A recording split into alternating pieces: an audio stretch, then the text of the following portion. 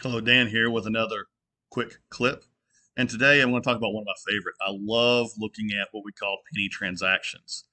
And if you may recall, one of the videos that Caitlin talked about was how to go ahead and save reports here and then how you can load them. So this is, as you can see, my penny transaction report. And if you click on load, you can see all the different types of reports I've built. So I can just click right here. And this is how to populate. But for this quick clip is really, you're just going to go ahead and do the transaction amount of a penny. And then we're going to run the report. Now I've already ran the report. So we can go ahead and kind of look at some of these transactions. And there are a couple of different things you'll find. And I think it'll be very interesting when you're looking at these to say, oh, you might have an aha moment of what's really going on here. So here you can see a hand key of grocery for a penny. And it's paid for with cash. So really, what was purchased? Now keep a couple of things in mind. If you do have someone coming in and working on your pen pad, they may run some transactions through to go and see if it's working. However, that's cash, not debit or credit. So definitely maybe something to look at.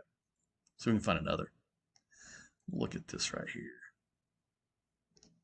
Yeah, so here's what I normally will find, and this is another thing to look at.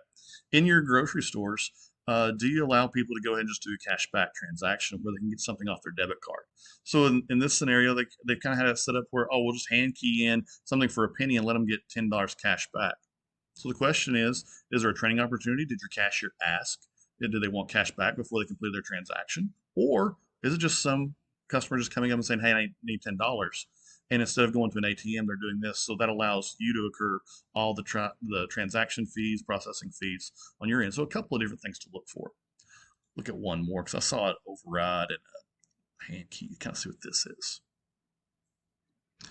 And in this transaction, you can see, well, this might be something you want to look at from a concern as well. They rung up a meat item, then voided it, then changed it to a penny. I hope you find these tips and tricks helpful. Please leave comments below. And if you have any additional questions, feel free to contact us. Thank you.